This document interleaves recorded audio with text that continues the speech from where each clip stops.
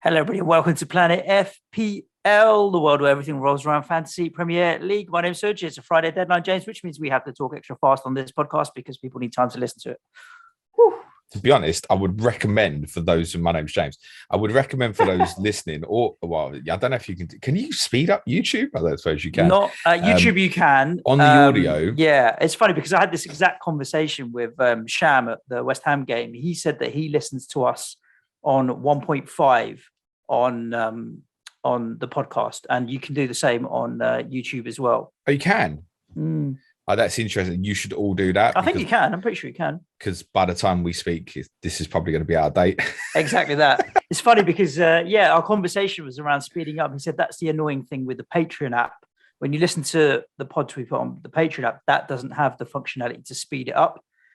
So he's going to write to customer support at patreon.com or whatever it is. Sham, link the RSS feed, and then you can do it. Yeah. Plonker. Anyhow, game week is over. How many points did you score, sir? Oh, I don't know. I survived. I legitimately know that I survived. I mean, what I can tell you, because I did 64, James. I did. Yeah, I mean, it's okay for the week. I did look. Obviously, I didn't buy Bruno Fernandes.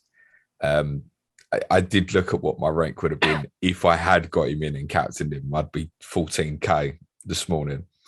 But very happy to have landed with a very slight green arrow, just inside 48k now, with Antonio's assist, Bowen's goal, Cancelo and Trent's nice returns, 10 and 11 respectively, and David De Gea with no clean sheet, 8 points. Thank you very much for his 4 save points, because Manchester United allow so many shots on goal. I'll take it. I didn't have a problem with the whole, oh my God, how can you captain your goalkeeper and stuff? It must be agonizing to watch. Like, I certainly cheered Villa's equaliser on Saturday. And I was so giddy when Man United and Brentford, the last half hour, was on in the background in the pub. I couldn't have cared less, mate, what was going on. So, and Bruno could have gone even more, mate. Did you see the miss at the end? Yeah. Well, what about the transfers? What did you do? I bought Trossard, didn't I? And that was it. Listen, it's obviously a mistake, right? It would have been worth getting Bruno for 1 week in hindsight, but it was a longer term pick aimed for game weeks 25 to 28, which looks quite nice. And having watched Leicester yesterday as well, I don't really want to leave Trossard out. But I mean, if Jacob Ramsey suddenly has a double in 23, I'm going to want to stick him in the team. I don't want to leave Trossard out against Leicester. The way they defend, my God. Yeah, I ended up on 57 points, but with a -4. The difference between the both of us was basically, from a points point of view, forget the hits, was De Gea captain. Now, we had basically the same returnees in Bowen, Antonio, Cancelo, Trent. You captained De Gea, I didn't, and that's the 7-8 points difference between us. However, I did take a -4 for possibly the greatest -4 of all time. I sold Eric Dyer, and who else did I sell for Trossard? I sold someone for Trossard. Sonny, obviously. Someone amazing. Oh, yeah, the amazing human son. And so I ended up with double Chelsea defence, which was great because not only did Rudiger and Alonso play both games, yay! They both got yellow cards, 3 between them in 4 games. So Rudiger got booked in both games, I think in Alonso in 1 or the other way around, and kept no clean sheets. And Leandro Trossard played 1 game and came off the bench. So a grand total of 8 points from 6 fixtures, -4. So I may as well have, truth be told, not bothered because Rudiger was 3 of that. But particularly frustrating with those guys. Like, it happens. I've dropped from 130 to 150. This is one of those game weeks that I'll never remember again. I think in FPL, there are game weeks you'll remember, and there's a vast majority that was just another game week. And this will be one of them where it was a bit of a disappointment. I'm not buying this hindsight shit on Bruno Fernandes, in the sense that I don't think it was, obviously, Bruno was probably a good pick. A lot of people were saying in hindsight, maybe we should have gone with it. I don't want to see Bruno Fernandes in my team. Fuck that. And you said that on the last pod. That's fine. Yeah. Neither And did he I scored loads of particularly. points. So I'm trying to think of what would have needed to happen for me to have bought Bruno Fernandes, and there was nothing. Like I can't think of any circumstance where I thought I want to go premium. I'd have rather gone KDB premium for a longer term hold. United are okay. They beat Brentford, fine, but they didn't deserve anything really. Well, the first half they were bossed. Villa could have. They did well in the first half against Villa, but then Villa came back in. United. I mean, I don't want Ronaldo. Why would I want Fernandes if I don't even want Ronaldo right now? Do you know what I mean? Yeah, I hear you. I mean, look, if you'd have said to me, Man United for 5 goals in this double, and if I'd have known for definite that Ronaldo was going to be out against Villa, then I would have bought Bruno Fernandes. I actually had Brighton down as the highest scorers in the double because I thought they'd get a couple against Palace on Friday night, and I did think they'd score against Chelsea on the Tuesday. But the only team I predicted to score more than 2 goals in the game week, and I think that within my predictions was shouting out as well. Shit show. I mean, 3 hitters. I'm pleased for those who got Spurs assets that at least got some decent returns on Wednesday night. The 3 hitters most of them would have gone with Bruno Fernandes, I'm going to guess, but then there's a fair chance that most of them probably captain Ronaldo. The stats is quite standard, really, because I had a cheeky little listen to the Black Box boys, not the whole show, but at the beginning, they pulled up the difference between free hitters in the top 10K and non-free hitters. And it was 8 points, 68 versus 60. And you spoke on this show about you want your free hitters ahead. Yeah, I haven't seen that. Okay, yeah. Yeah. And you've talked previously on the show about 20, 22 points. You want 20 points from your free hit. So if they've only managed to get 8, and that's the top 10K where obviously you've got the most engaged or managers that are doing well, then yeah, it's not enough that I regret playing my free hit or not playing my free hit. No, but happy with what I had. Perhaps if you put the Tottenham, Arsenal and Burnley, Watford games back in, then that might have got them to that. It could have. Yeah, you're right. Amount, yeah, you're definitely right with that, because a lot of people would have gone with Spurs. And if you free hitted, you've gone with a Watford attacker, at least one. You've got nothing. Did any of the teams double in this week, or that were scheduled to double? Did they keep a clean sheet? I don't think anyone did they? Spurs didn't. United didn't. Brentford didn't. Burnley didn't. Watford didn't. In fact, I feel like I want to say it was only Man City and Liverpool actually kept clean sheets in this game week. I want to say. Mad. So, whoever you've gone with defensively, I mean, Cucurella was probably about the best choice. I mean, he's a DPS. You're right, magnet. James. By the way, it's just the 2 of them. Yeah. So it's unfortunate. What are you thinking at the moment in terms of this game week? I want to know in the first instance. Let's work on the basis right now. There's no fixtures added. Although we think there's going to be a fixture announcement, probably around about 11ish this morning. Doesn't mean with certainty that there's going to be a double in 23. So if there's not, who are you intending to captain? Good question. I will just about the most important question for this week. There's no point going Mo Salah. I'm afraid to tell you, Egypt are still in the African nations. I'd probably go with Trent or Cancelo this weekend. I have Jota. Jota looked lively yesterday in the second half bits that I saw. I thought he looked pretty decent. Jota's a decent enough shout. I've got Dennis against Norwich, which is another alternative if I wanted to go with that. But I feel like Trent or Cancelo, more than likely Cancelo is the way I will go. Yeah. Most likely for me would be Cancelo. That's the way I'd go. I actually think Liverpool might drop points on Sunday at Palace. City just look like a complete juggernaut at the moment. But if anybody preferred Trent, I wouldn't have an issue with that. If anyone wants to go Jota, it's fine. I think it's probably between them 3, isn't it? I mean, I probably fancy all of them over Ronaldo at the moment. You're going to probably say different because of West Ham's defensive issues. I mean, I think United will score 2 tomorrow. It's up to us whether we want to score 3 or we'll try and get out there with a 2-2 draw. But yeah, with Issa Diop, look, I say that with West Ham's defensive issues. Zuma's in training. Zuma could be back. Zuma comes back, completely different ball game. I think then suddenly it puts it much more even. As it stands right now, I think United will win. I'm going to say, James, I've been very tempted to not wild card, but I now know I don't like in my squad. I'm looking at De Gea and Backman, Alonso, Ben Johnson, Billy Gilmore, Trossard, maybe longer term, but because I need to find someone that I can get back up to Mo Salah very shortly. I have Cristiano Ronaldo and Antonio. I would sell all of those bastards. Well, doubles will give you the excuse to be taking -4s, -8s, mate. You're that desperate to get rid of some of them. Yeah. I'm concerned about that bench at the moment, like Johnson, Gilmore, and stuff like that. Exactly, it's garbage. But the Premier League look like they're probably going to change these rules following this weekend. There's likely to be an emergency meeting of the Premier League clubs next week to agree on if these rules should change. In any case, the fact that AFCON will be over by the time Gameweek 24 comes around is certainly going to help. You see Thomas Partey yesterday? No. That's phenomenal, mate. Well, he's back. He flew back in and then was on the bench, wasn't he? Commitment to the cause, right? I mean, this is real commitment to the cause.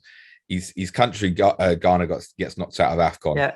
He flies back. He lands back at midday and he goes straight to Arsenal, gets himself on the bench and manages to come on and get himself sent off, so they've got the possibility of calling off another game this weekend. I didn't see him get sent off. Proper commitment to the cause. I'd switched it off by then.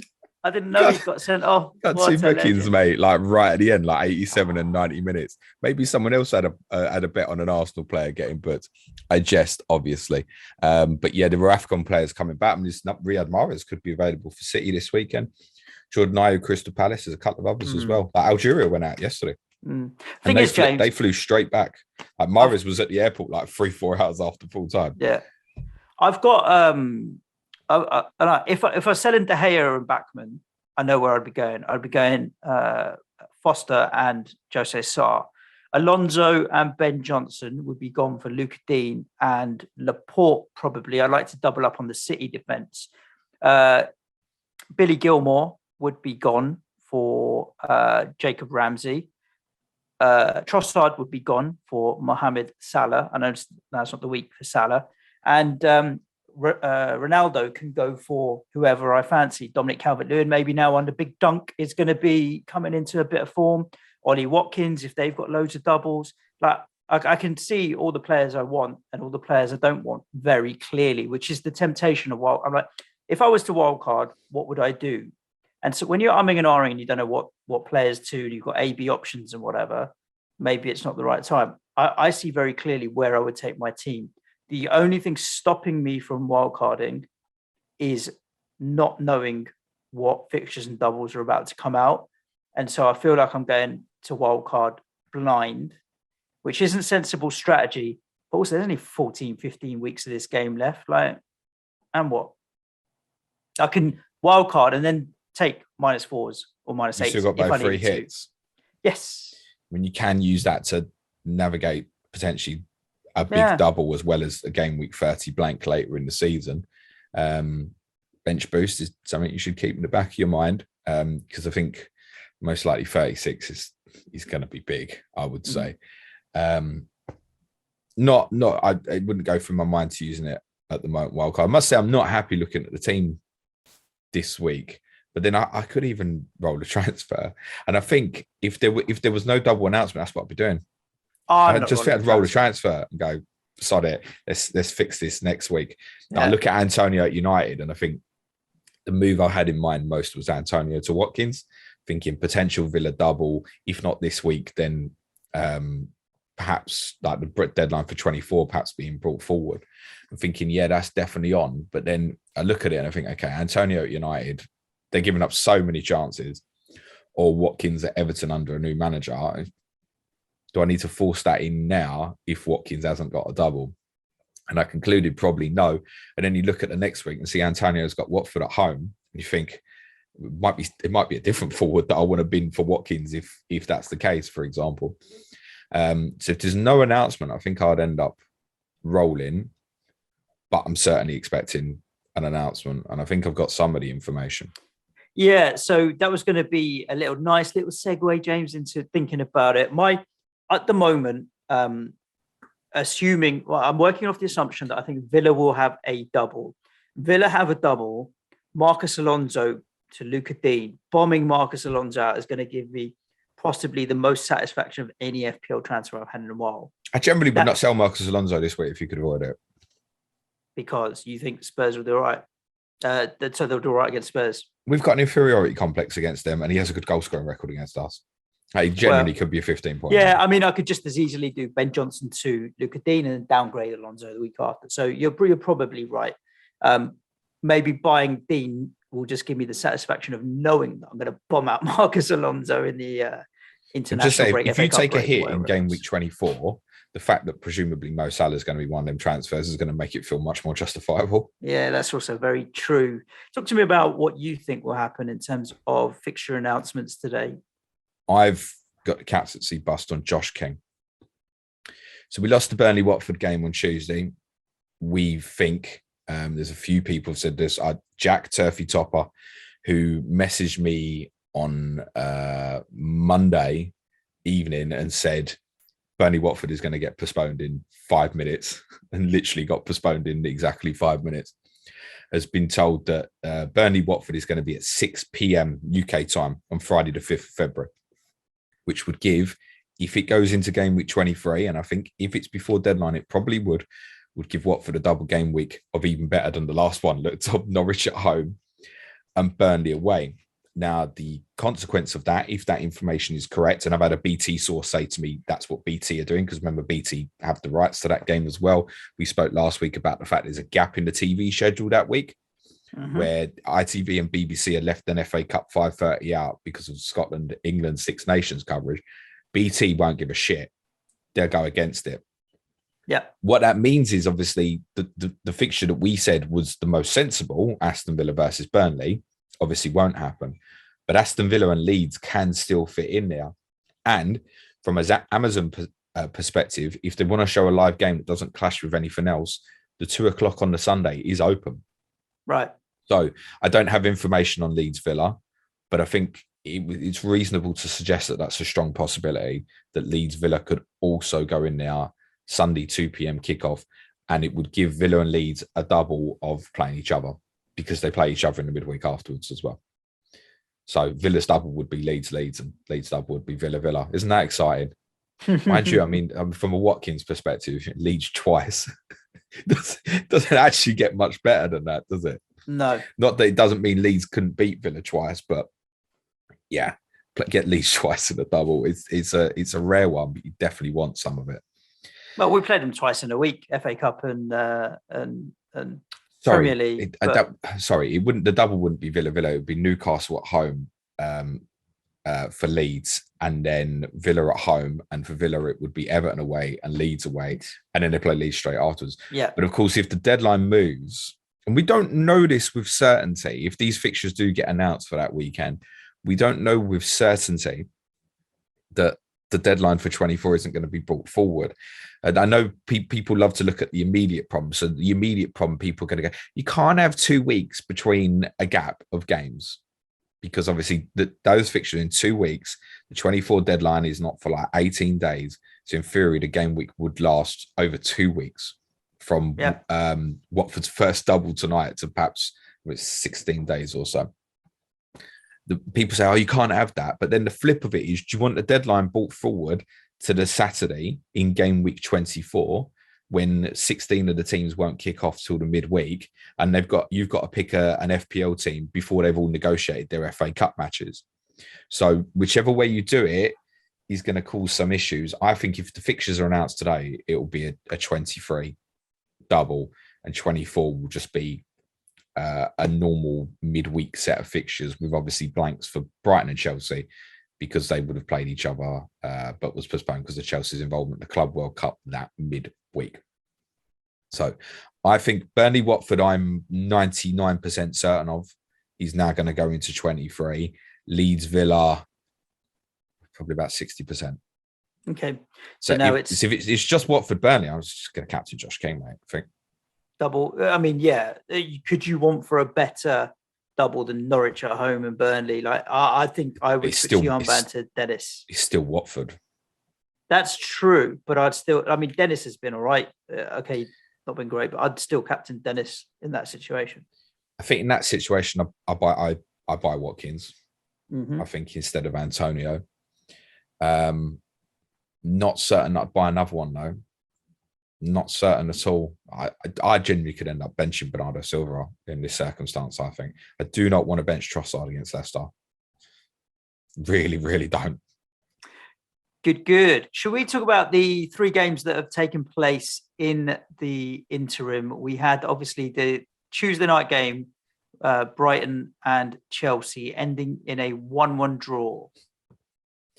Yeah, so that was helpful as well. Obviously, Trossard and Maupay, the only 2 attacking players that anyone was interested in, from were left Brighton out for sure. Alonso and Rudiger's both getting yellow cards. Knobheads.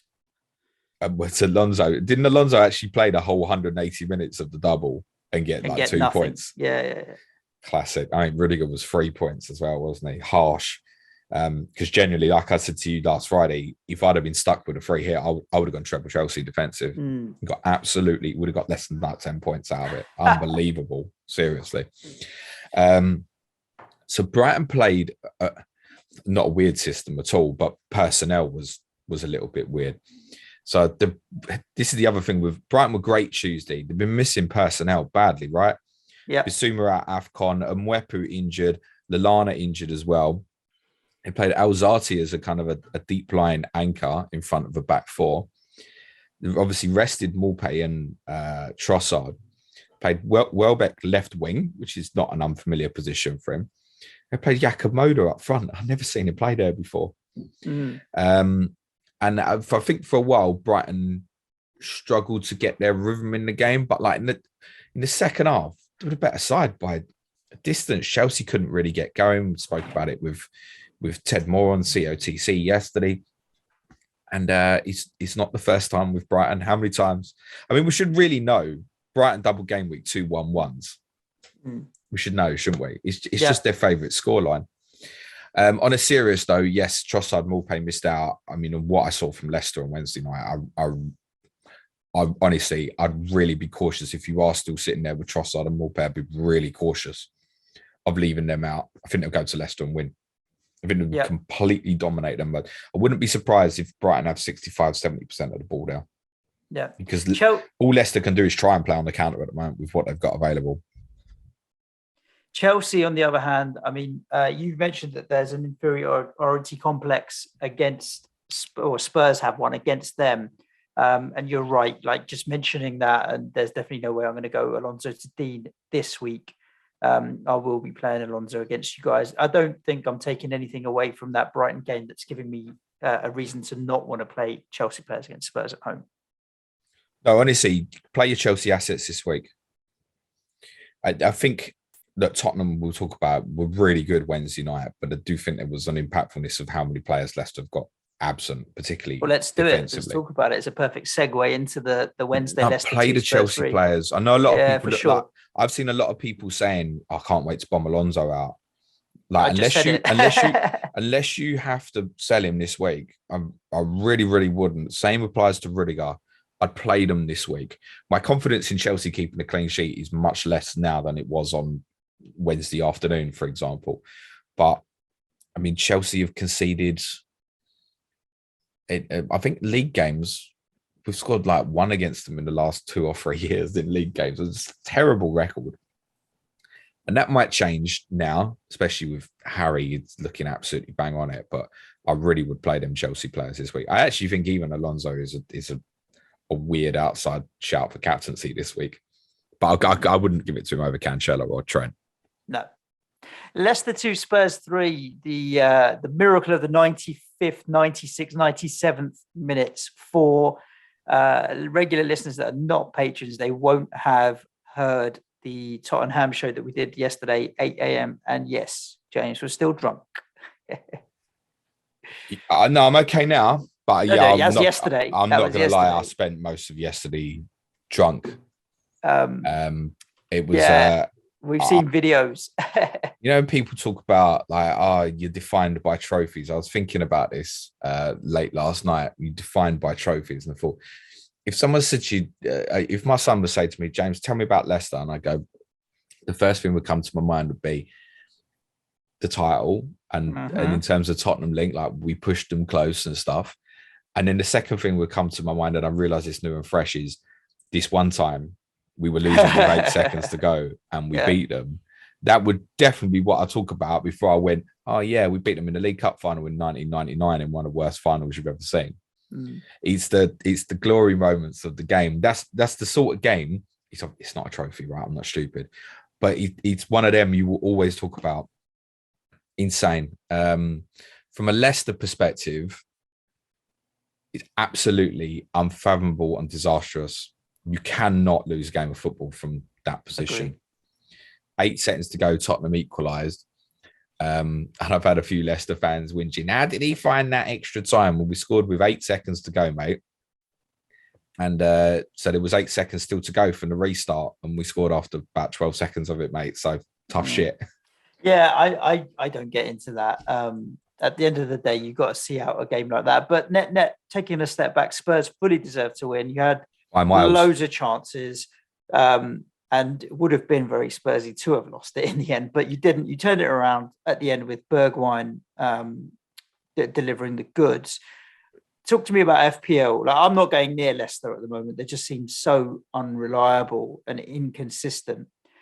Spurs, on the other hand, I had Dyer and I had Son. Do you know what I mean? So it's a bit frustrating to okay, I went for Spurs. Now I've had to sell them for reasons out of my side of my control. Do I go back? Not with Chelsea at home Chelsea away this week. So leave it for a little bit. You just not had them for a double, and now it's Chelsea away, and you want to buy them. No. For the benefit of any new listeners we may have, in case you don't know, I'd support Tottenham, and Suj supports West Ham. And I'm going to say some really nice things about Tottenham, and I want you to know it's really unusual because I'm so super critical of Tottenham. Let's talk about Harry first then, to get the FPL bit out of the way. He looks like Harry Kane. He's the most obvious thing I can say about Wednesday night. Things that we hadn't seen all season, and that's back to goal, fielding someone off, turning and beating them and running at people. I haven't seen that all season. It's the fittest he's looked. It was his best all-round performance for Tottenham all season. He had 10 shots. When we always say about Kane a lot is his shot volume is quite an indication of what sort of mood he's in and stuff. 10 shots during the game for Harry Kane. That's as high as it gets, basically, isn't it? 2 of them blocked. I mean, would work twice or 3 times? He had so many chances, I can't even remember. But he could have got 3 or 4 easily on Wednesday night. It was absolutely brilliant. I think you should bear that in mind with Southampton at home 24. If, for whatever reason, Mo Salah's not back, it is arguably a captaincy option. Then there's some slightly tougher fixtures for Tottenham. And my information is, and I don't know factually if this is right or not, but I've heard a few suggestions that Tottenham are going to play at Brighton in the midweek of match week 26, which, if you're wondering, is not a good double for Tottenham. It would be Manchester City away and Brighton away. So if that's what drops as Tottenham's next double, that doesn't overly appeal. For Brighton, by the way, it would be Burnley at home and Tottenham at home. Yes, Suj, hold Leandro Trossard at the moment. Nothing else from Tottenham to consider FPL-wise at the moment. If you've got Reguilon, which a few people will do, great news that he's back. I'd probably try and bench him this week. Dyer, we haven't got the team news as yet. My understanding is he'll probably still be out this week. But again, he's cheap enough that, and we discussed it on one of the other shows we did, so you probably weren't going to start Eric Dyer this week anyway. No. And he's very close. So he might be one that you want to hold on to. I must give a shout out to Højbjerg because I'm so critical of him. It was his best passing performance since he joined Tottenham. Head up forward, drove the team on. Real leadership performance. Did you see what he did on the winning goal as well? I never noticed it till I'd watched it back on, obviously, like the 250th occasion yesterday. So Bergwijn goes to run in the crowd and he's already been booked. And Højbjerg drags him back, make sure he doesn't go in the crowd. Did you see Lucas Moura taking the hat off the fan as well? No. So obviously the crowd piles forward and the players are over there, and Lucas just sees some guy with a bubble out and he just takes his hat off and just drops it on the floor. He jumped on 2 stewards, crazy celebrations. I have asked the pub I was in for CCTV, but I haven't had a response as yet because I would generally love to see that back. Oh, mate. So no, you're not buying Spurs assets this week with Chelsea away, and I'm not sure it's actually going to work out afterwards. But there will be plenty of people sitting there with Harry Kane at the moment, and all I would say is that it's a bad fixture this week. If Villa got a double, you're going to be tempted by Watkins, and that might be what frees you the money for Mo Salah next week. But he might be bang on it. We might be back at Harry Kane peak here, and I'd be very conscious of that. Sonny, I think, should be back for game week 24, but surely everyone's sold at this stage. I'm going to guess. Yeah. Unless they're just sitting there holding it for the Salah money. So as soon as Son's back, he's sending him to Salah anyway. I don't know. Leicester, defensively, disaster. Well, yeah, but then you've got Hamza Chowdhury playing as a centre-back on that. Well, managers chose to do that. Yeah, of course. Chowdhury played right-sided centre-back. They played Vestergaard, Sinshu. Albrighton had a difficult game with Reguilon at right wing-back. It was nice to see James Justin came back, played the last half hour at left wing-back. But the big problem they had during the game, and sorry to the patron, I'm going to repeat what I said drunk and say it a little bit more sober now, is Tottenham absolutely flooded Leicester out in the middle of the pitch. So Leicester had Tielemans and Dewsbury Hall in midfield. And this was the first time when Conte joined, we spoke about this kind of evolution of he tries to move from 5-3-2 to basically 4-2-4 within system. And this is the first time I could see it visibly absolutely work, where Winks was dropping into centre-back. The 2 wide centre-backs, Davis and Tanganga, were becoming the full-backs. Reguilon and Emerson played basically as wingers, and Skip and Højbjerg played as obviously the 2, with Lucas then up front with Kane. But the movement of the full-backs and the wing-backs pushing on, it was just dragging Tielemans and Dewsbury Hall side to side all game. And it meant Tottenham were playing around them and playing through them. And it was ridiculous that the game was won in the circumstance that it was, because the game should have been finished at half time with the chances we have. Daka, good player up front. Good player up front. I was surprised Barnes didn't start. Maddison obviously got another goal, so he's in form. They're coming into more difficult fixtures. Brighton at home, Liverpool away, West Ham at home, Wolves away. Personally, I think you're assuming they've got a similar line out at the weekend, and I think they will. I would expect Brighton to go to Leicester and win. In terms of what they'll do to them tactically, I think the only issue for Brighton would be the same issue. Would they actually put the ball in the net? Will be the only issue for them. I would be strongly considering moving those Leicester players on, and obviously they're confirmed blank for game week 27 as well. Brighton, Liverpool, West Ham, Wolves before that doesn't appeal. Chances of a double, I mean, we've got a lot of fixtures to rearrange, so that might change things suddenly. But it won't be a 23 double. 25, are you that excited if it's West Ham at home? And I suppose if it's Norwich at home, you're still interested. You want to keep the player, don't you? Depends how it drops. I haven't got any likely information on when doubles will happen. Of course they can't, because of the fucking Conference League, aren't they? Yeah, they're in Europe, mate. I've been their players, mate. Brentford 1, Manchester United 3. Brentford did really well in the first half, and they did get a goal on the board. Loving the Christian Norgard assist, mainly for Sky, actually, to be honest with you. Was it Norgard assist? It was a Norgard assist. I genuinely didn't even know that. Do you know how drunk I was? In fact, do you know how high I was at that point? Not high as in I was taking gear, as in I just wasn't concentrating. I never even, the last half hour was on in the pub. I took next to no notice of it. And it was literally only when Brentford scored, I was like, oh crap, I got the Gea captain. In goal, Oh, and I've got Dallo as well. Frustrating. But Bruno Fernandes is the story of Manchester United, coming in with 2 double-digit returns in a row in a double game week. So 23-pointer, anybody that captained him, 46 points. You have done well. He was bought by a net total of 275,000 managers, which is fuck all, isn't it, really? Of course it is, exactly the same. Fuck all. It may feel like, we missed out on that one. We all did.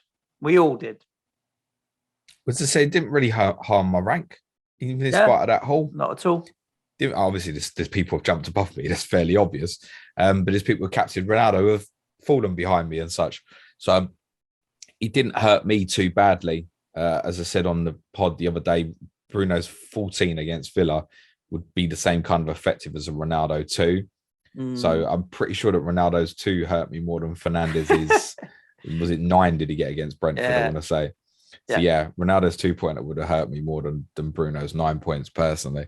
It's a sickener for the Ronaldo captainers, and this one you've definitely got my sympathy, because I think to all of us on Friday it looked like Ronaldo was going to play. That probably stopped you buying Bruno Fernandes as well, for many of you. What I don't like, and I will certainly criticise him for, is that sulky shit when he got subbed off. Well, I spoke about this before. He has an influence on all those kids in that team, and they're all going to have seen the pictures because of Cristiano Ronaldo of him sitting there. They're winning 2-0, looking stony faced like the world's come to an end. No, you're part of the team. Use your brain, mate. You got another game inside 3 days. Maybe the manager's trying to rest you and save you, considering you weren't available at the weekend. Such bizarre behaviour. Yeah, and he has to be better than that. Nice to see Rashford get a goal. Yep. Just selfishly and personally, because he's really not looked right recently at all. Alanga, though, and I didn't watch a lot of the game, but I was really impressed with him at Villa. He might begin to hold on to that shirt, and I'm not suggesting anybody buys him at 4.8-ish or 4.9 that he is in FPL. But he's certainly one to mark your card and keep an eye on. What would you do if you did have Bruno at this stage now, Suj? Keep him this weekend. Is it just obvious straight back to Salah in 24? Would that be the plan? Yeah, I'd keep him for this weekend, and then everybody needs to know what their path back to Salah is. If you're a Bruno owner, I think it's pretty straightforward. That's what you would be looking to do. Yeah, and whether or not you make that move in 24 or delay it till 25. Is it Burnley that United have got in 24? Burnley away 24, Southampton at home 25. Yeah, you may even hold off a little bit and just see what shape Salah comes back in, but I'd hold Bruno through. Just on that as well, if that information on Brighton Tottenham, and I'm not convinced about that one, is correct about going in double game week 26, it would be. United Brighton, Brighton is the only game United have got to rearrange, and it can go into, if it's going to be one of these midweeks that doesn't clash with the Champions League when United have got game off, could go into game week 25 or game week 28. The fact that Brighton are likely to have a midweek fixture in 26 makes me think that 28 is more likely than 25 if they're going to do it that way. United Brighton could just be held back till later in the season. It's a game BT will have the rights for, so they may well not themselves want to clash the exposure they would get off that with their own coverage of the Champions League, for example. So it could be looking at United as well, that no double on the immediate horizon as well. And reality is, if we do get a dump today, it's going to suggest doubles 23, Salah back 24, doubles 25. Then everyone's going to be going and targeting kind of similar idea players. And I think United ones will possibly be expendable. But it's a good run, isn't it? West Ham, Burnley, Southampton, Leeds, Watford, up to 27. I mean, De Gea, I don't intend to sell personally. Where would you feel now? And we asked about De Gea against Foster on Monday. We kind of came to you with Foster. I kind of talked you into still going with De Gea. But if Watford have the double, you've got to go Foster, haven't you? Foster. Got to go Foster, So shit, man. No clean sheet all season. Yeah, just roll with it. Enjoy it. I wouldn't say it's impossible. If that Watford double is correct, and something spooks me for whatever reason on Watkins or something like that, it's not impossible. I might end the day getting Foster back and starting him. But I really don't think that's particularly well. I think if you've got, fine, you go with it. Norwich, Burnley double, it generally couldn't be any better than that for a goalkeeper defensive asset. You really do. Even with Watford, you think, it's 10-pointer in now. And when you think about that, you start asking yourself, is it worth the hit maybe even, if that's the case? I'm going to consider it. Just a note on that, obviously Watford, Norwich playing tonight as well. Foster's not likely to be the cheapest goalkeeper in that fixture. Angus Gunn's going to play for Norwich. Tim Krul's got a problem with his ACL, and it's worth keeping an eye on. That could be a serious one. And it might mean that Norwich look to buy a keeper, or it might mean that Gunn, who I feel fairly certain, such as 4.0, might mean that he gets a prolonged run in the team. And they have some decent fixtures themselves, Watford away, Palace at home. There will be people out there sitting there with Gunn on their bench already. And it's potentially good news for you, because suddenly they could have a double and he's there sitting for you. Keep an eye on that Tim Krul news. There won't be an update before deadline, but Dean Smith has said that Gunn will play at Watford this evening. It's good news that he said that Norwich will play at Watford this evening. At the moment, I guess all the games are on, aren't they? Well, at the moment, yes, they are, which means, get yourselves ready. Don't forget the deadline is 6:30 p.m. James, you'll be live on YouTube with a deadline stream later on today. So that's youtube.com/Planet FPL. Make sure you're subscribed. Touch wood, we're going to record our Patreon podcast as soon as these fixture dump is out, so we can properly look at it. Indeed. And that's a decent little plug for Patreon, patreon.com/Planet FPL. If you don't know, you better get to know. There's additional podcasts, there's a Slack channel, and a whole heap of other stuff there as well. That's well worth it. We plugged it plenty. You can go and figure out more, or DM us and we'll tell you more about Patreon as well.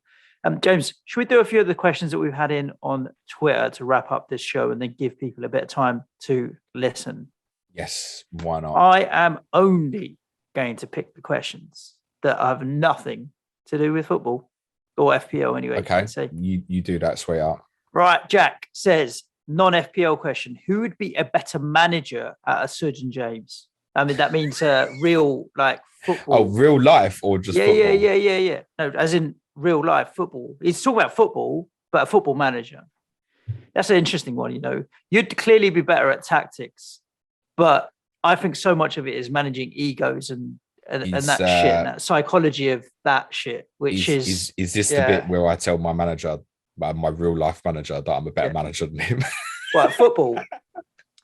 Well, I don't doubt tactically. There's not even a question in my mind. Setting the team up and all the rest of it, tactically, you would have the advantage. But so much of it nowadays is managing egos and bullshit in the dressing room. And from a psychology point of view, I've got psychology wrapped up. So it's a tough one. It depends on the players you have, right? If you have a team, I also did a bit of psychology at uni myself. Sweetheart. Oh yeah. If you have a team that has talent, right, and they know how to play the game of football, I wasn't which I think a lot listening of players do. Can I just say? I mean, there's no way we'll ever know, because I would be my idea of the shittest job in the world being a football manager. You just get abuse. You lose, you get abuse. Everything's your fault. Fuck referee and football manager. Yeah, but the thing with the manager, let's pay off, mate. Benitez and his £8 million. It's like seeing Mourinho linked with the Everton job, and then it's just literally, in which month is he going to get his payoff? Yeah. FPL Alpina says, do you use a tablecloth, and if so, what color or pattern is it? No, it would be blue and white. Be like blue and white squares. The standard. It'd have to be. Yeah, we don't have a tablecloth. We've got a sheet of glass on top of the table. I want to whack a sheet of glass on there, so that does the job. So no tablecloth as well. I thought there was going to be some more. Here we go. Last question, which is a controversial one. We'll end with James. You might as well just quick fire through the FPL ones, mate. Let's see. There are. What would you do with Bernardo? Good question. He could go as early as today for me. Southampton away, Brentford at home, Norwich away, Tottenham at home, Everton away, City's next 5, and you do not look like you want to get rid of City players. I do not buy into the notion of a City attacker is essential for this period, because they still share the bloody returns around them. So and I've got the one that's most likely to haul in any given week. I feel like is Cancelo. So I think, like, although it's one of them where he could end up staying because of the fixtures, and I'm happy for him to do so. But as it stands, he's probably the most likely player I'm going to lose for Salah next week, in spite of the fact that will just be before Brentford at home and Norwich away. I'm not bothered. He's not a player that I want long term. Just going at some point anyway. He could conceivably sit there for me right up towards the blank. I don't really want him to. There are other players I want to look at. So at the moment, he's probably either going today or going next week. Cancelo captain, Foden captain. As in choice? Captain. Today, yeah, this weekend. Cancelo. every day of the week. I know Cancelo will play. It's not there's not a reason to think that Phil Foden won't, but who knows what Pep's going to do. And we'll give the last question to Peter Key. Says, should we be worried about Rafinha and Coutinho missing double game week 23 second game because of Brazil? They've been called up, both of them. No. So this is really interesting. And obviously, again, we haven't got any confirmation of anything yet. But I think if there's games on that weekend, and there's obviously FA Cup fourth round games as well, and those players might get a break from the Cup, for example, they're all going to be back. Brazil's game, for example, is like 1 a.m. on Wednesday morning, so just very late Tuesday night, right? Leeds and Villa, if it happens, I think it's probably going to be the Sunday. So what, from Tuesday night to Sunday? There's no problem here. You've had Partey just come back on the same day and get straight on the bench and try and get another Arsenal game postponed. So no, I no concerns, certainly on Brazilian players. I don't think there's an issue Argentinians as well. There's a few, I don't know if there's maybe like Mexico, USA. I don't know if there might be a problem for Jimenez, but it's a cup game anyway. So no, for the teams involved, Watford, Burnley, Villa, Leeds, if that's what happens, I think everybody will be available. I don't think it'll be a problem. Good. On Coutinho, just briefly, because I did look at him for the advanced tier patrons on Talking Tactics last night. I'm not certain it will start at Everton tomorrow. There were certainly things I could see flagging in him towards the end of the United game that definitely told me that was an intense 20 minutes, but match fitness is off. Now, look, he's trained all week and he's such a good player that he could well start. I wouldn't take it as a certainty, though. That's the one I'd be cautious of, is Coutinho. That said, if he plays in the position that he played, which is basically one of two with Buendia behind Watkins late in that game, he could very quickly turn into a very good asset. And I imagine if a Villa double is confirmed in the next couple of hours, he will probably be the most bought player over this period. And he's the one where I could go for him. I could chance him instead of Bernardo Silva. And the beauty with the Villa players is, even if, say, in that case with Coutinho, let's just say maybe he didn't start tomorrow, got the cameo, and then played the other game at Leeds. Once you get to 24, it's Leeds at home, then Newcastle away, then Watford at home. So even if you miss, there's more good fixtures for Villa, and that's another thing that makes them so appealing. And I guess they could have another arrangement of their Burnley game, because organising Burnley games has got to be a priority, hasn't it? So it might be that Villa have doubles in 23, 25. It's not impossible. And I think at that stage, I'd go, yeah, I probably would slam him in. I'd go Watkins, and it'd probably be a debate for me whether I went Coutinho or Luka Dean. Good. Listeners, we'll wrap this show up here just because of the amount of time that's going to be relevant for.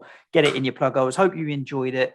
Make sure you are subscribed wherever you listen to the podcast, iTunes, SoundCloud, Stitcher, Spotify, blah, blah, blah, blah, blah, because the more subscribers we have, we'll become millionaires, James, somehow. I don't know how yet. The other player, obviously, I would strongly consider in the midfield area is obviously Rafinha. Yeah. If that double comes, I just love him as a player. But Coutinho's do look better longer term. Would you, if that's confirmed, Burnley, Watford, Villa, Leeds double, would you free hit? And would you consider it at all? No. You'd have defensive Burnley going against offensive Watford. You wouldn't want offensive Burnley. You wouldn't want defensive Watford. And then Villa, Leeds. Villa, you definitely want free, but beyond Rafinha, there's nothing you fancy. So not even a consideration. Definite no. Indeed. And get your questions into the Deadline stream 5:30 on YouTube, but we'll be back at you on Monday reviewing probably another shit show. Stay safe. Ciao for now. Thanks, everyone. Good luck this game week. Cue music, please, man, child.